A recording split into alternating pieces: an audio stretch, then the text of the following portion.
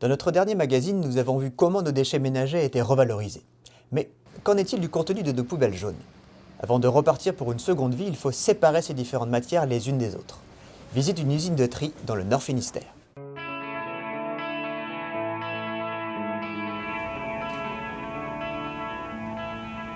C'est sur la commune de Plouéderne que l'usine Triglace de la société Sotraval reçoit les poubelles jaunes contenant les emballages ménagers de Brest Métropole et de plusieurs communautés de communes du Nord Finistère. Le centre a été créé pour remplacer 4 centres de tri qui étaient vieillissants sur le territoire.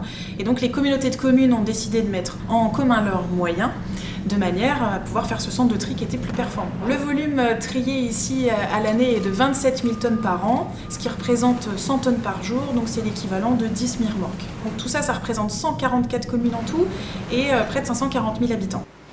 Ce n'est qu'après avoir été identifiés et pesés que les camions sont autorisés à déverser leur contenu sur la plateforme de stockage. C'est à ce moment-là qu'un échantillon du contenu du camion peut être prélevé pour analyse. 18 fois par an et par communauté de communes, on va analyser leur contenu à la main cette fois, donc on appelle ça une caractérisation et ça nous permet, nous, de déterminer justement quels sont les produits à repartir au profit des collectivités. Cet examen permet de constater le cas échéant les erreurs de tri faites par la population. Suivant leur importance et leur répétition, une action de sensibilisation peut être programmée auprès des communes ou communautés de communes concernées. Les erreurs que nous avons le plus ici au centre de tri, ce sont par exemple les bouteilles en verre. Donc les bouteilles en verre se recyclent, mais pas dans les poubelles jaunes. Elles se recyclent dans les containers en verre prévus à cet effet.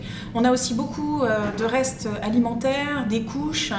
On peut avoir également des lingettes, des sacs plastiques, donc des vêtements. Donc ça nous pose beaucoup de soucis, notamment dans les machines, puisque ça peut se coincer et arrêter complètement la chaîne de tri. Placés dans une benne, les emballages ménagers vont dans un premier temps être décompactés afin d'en faciliter le tri. Ils sont transportés par les tapis roulants vers un trommel, un tamis cylindrique percé de trous de différentes tailles. Sa rotation permet de trier les déchets en fonction de leur forme et de leur taille, petits, moyens, gros et très gros. À la sortie du trommel, les petits objets sont acheminés vers un tri balistique. Un tamis vibrant sépare les corps creux des corps plats, les fins passent à travers. Un convoyeur amène les objets creux dans une machine munie d'un aimant. Tous les métaux ferreux sont récupérés. Ainsi, il ne reste sur les tapis que du papier et des bouteilles plastiques. Ce sont des machines à lecture optique ultra rapides qui trient ces bouteilles en fonction de leur couleur et donc des matières qui les composent. Elles sont ensuite stockées dans des conteneurs différents. Nous arrivons sur les lignes de tri manuelles. Il en existe 4 pour les plastiques, 2 pour les métaux et 2 pour les papiers et cartons. Ici, les matières sont sélectionnées une dernière fois et celles qui ne sont pas recyclables sont mises de côté. En fin de parcours, les emballages ménagers auront été sélectionnés en 10 matières différentes afin d'être conditionnés en balles de différents poids et volumes.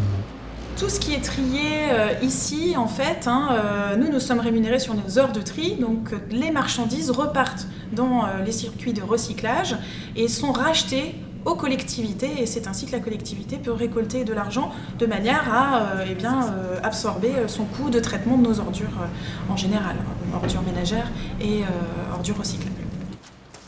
Ainsi, les publicités et les journaux serviront à faire du papier, les cartons deviendront des emballages, les bouteilles plastiques seront transformées en fibres pour faire des vêtements comme les polaires. Les bouteilles de lait serviront à faire des jouets en plastique. Les métaux, quant à eux, seront refondus. Nos déchets recyclables se divisent en 6 catégories. Les bouteilles et les flacons en plastique, les briques et les briquettes, l'acier, l'aluminium, le carton, le papier.